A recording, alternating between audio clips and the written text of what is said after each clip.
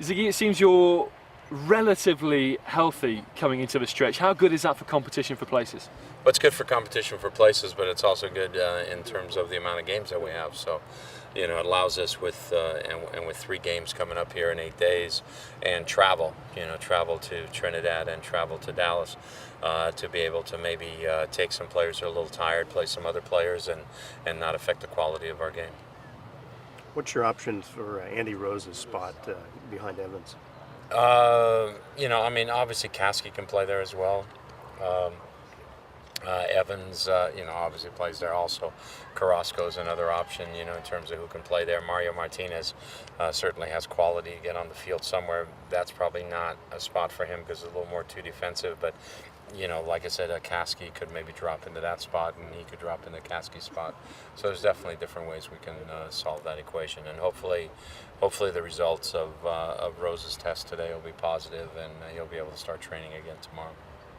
Did Duran's surgery happen, and did it go all right? Yeah, Duran's surgery was yesterday. It went okay. It was basically the ACL, and then there was a slight, there was also a tear in the meniscus, so they fixed both things right away. What kind of a Chivas team do you expect? Desperation at 7th place? Maybe kind of, we're going through the motions, or? Well, they're a hard team to prepare for, because they are a team that it's getting to that point now, where they've got to be desperate for points, if they want to get into the playoff hunt. They've got games in hand, but unless you turn those games in hand into points, you're not going to get into that race that you want to be in. And the second thing is they've just changed their lineup around an awful lot. And obviously with the addition of Shalry Joseph, he's in their lineup. Their back four has been reasonably consistent. And Shalry and Minda now in midfield. But then the other people, it's Samansky, it's Agudelo, it's Moreno, it's Angel, it's Courtois, it's Smith before he was injured. It's Labraca. There's a bunch of players that they can play there, and it seems every game there's a few changes there. So, it's a little bit tougher to prepare because you're not quite sure what lineup they're going to come with. How do you explain their the discrepancy between home and away? They seem to actually be a better away team than a home team. Don't see that very often. Yeah, that's a little bit harder to explain. I think obviously at home some teams, will be a little more conservative when they play away from home. So that puts a little more pressure on the home team to be able to break down a team that's sitting back or is a little more organized and so forth. And offensively, whether they've been home or away, they haven't scored a lot of goals. So now breaking down a team that's come in with a little more of a conservative game plan maybe becomes more difficult for them. Then playing away from home when a team's attacking you, then it opens up a little bit for you. If you have some people, Agudelo has some speed, Angel's good at getting on the end of crosses, if guys can get into flank areas and, before the team gets organized and they can take advantage of that. Having coached in that market, Ziggy, how tough is it to get the crowd behind you if you're not winning and on a roll? It's a tough market, and it's been tough for Chivas, playing really for the most part in the shadow of the Galaxy in the same building, and I know they're probably working towards and probably a good solution for the club is to get their own place and their own building in there, and as a result with that, a little more of their own identity. But it's the LA market is definitely a lot tougher. If you don't have a good half, it's very possible you get booed as you come off the field at halftime. And if you don't have a good game or a good result, it's possible that you're booed, at the end of the game. So, and then, that whether you say, okay, I can deal with that or not, it leaves a little bit of an impression. Left mid seems to be the one position that still seems a little wide open in terms of who might be the starter. How do you look at that position, and is it someplace you like the competition in any particular way? Well, it's like I said, we're still looking for the right mix in the right places now. We've got Tiffert here, and he's played some games now. We got Mario Martinez, who we're trying to work in as well, but it's now a matter of making sure we have the right balance of attacking players and defending players, the right balance on the field. How are we going to defend that? How are we going to cover these spaces? So we're probably you know, I've got certain ideas. I'm not going to throw them all out here right now. But, you know, it might be a little bit of a hybrid type of a team. And sometimes maybe we'll look like a 4-4-2. Sometimes we might look like a 4-3-3. Sometimes it might look like a 4-2-3-1. It all depends a little bit. But the main thing is we want to make sure we have the right balance on the team. And with that, then we'll have success. And the biggest thing for us is like in the Vancouver game. You know, when you look at, I would say probably 50% of Vancouver's good chances, when they had chances, came off us turning the ball over that part of the field. So us taking a little better care of the ball is going to help us defensively as well. So you can get away with those attacking players, but just the possession of the ball needs to be even stronger. And I thought we did a good job for the most part, controlling the ball and holding on to it. And I think we'll become better and better at that as well. Speaking of the Vancouver game, it was a game where you got a shutout without the goalkeeper having to make a single save. I mean, do you feel like that's a particular point of pride that you can have those kind of games, or is it more frequent? I mean, stats are a funny thing, So is Geschmernig when he came off the line and outside the box to snuff that breakaway, so that doesn't count as a save. Well, that certainly looked like a save to me.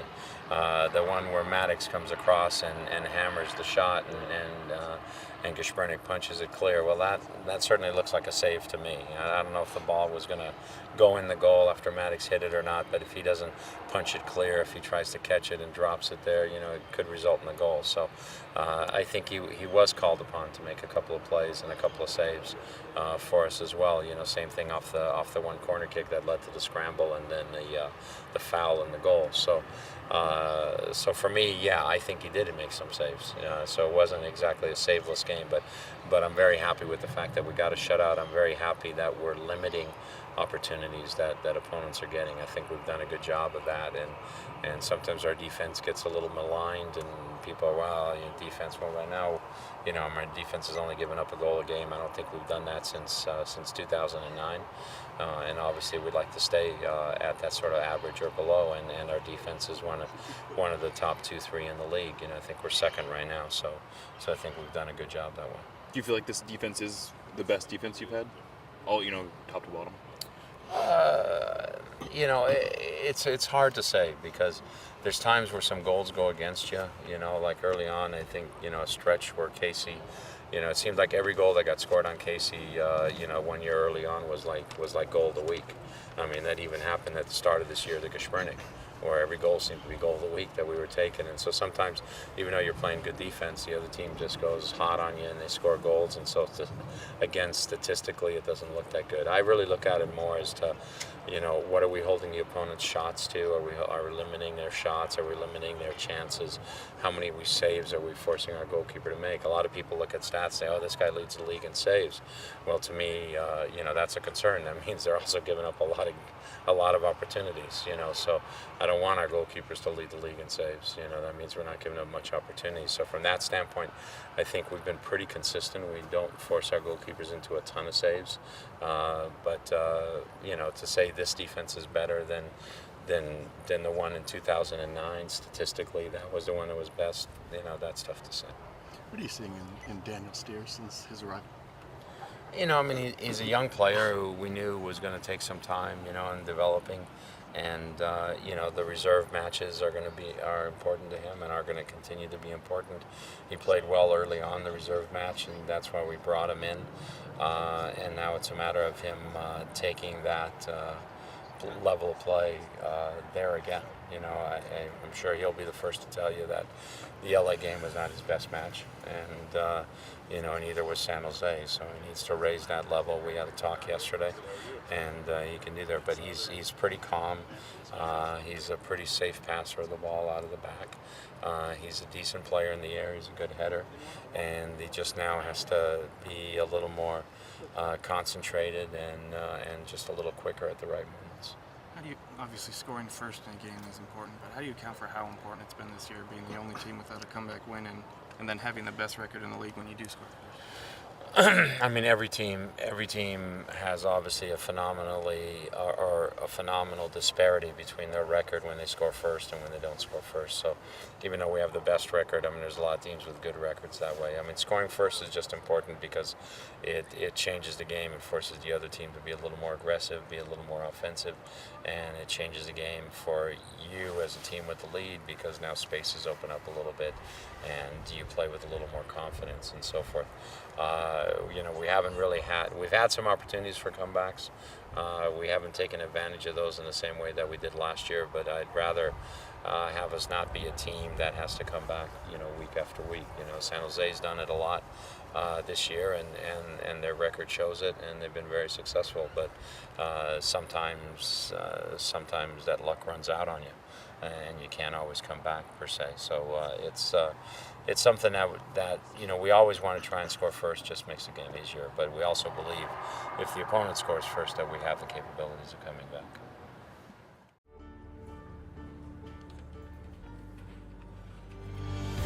Give your full 90 with the Sounders FC mobile app featuring live audio, matchday blog and much more to keep you connected. Download your app at soundersfc.com/mobile.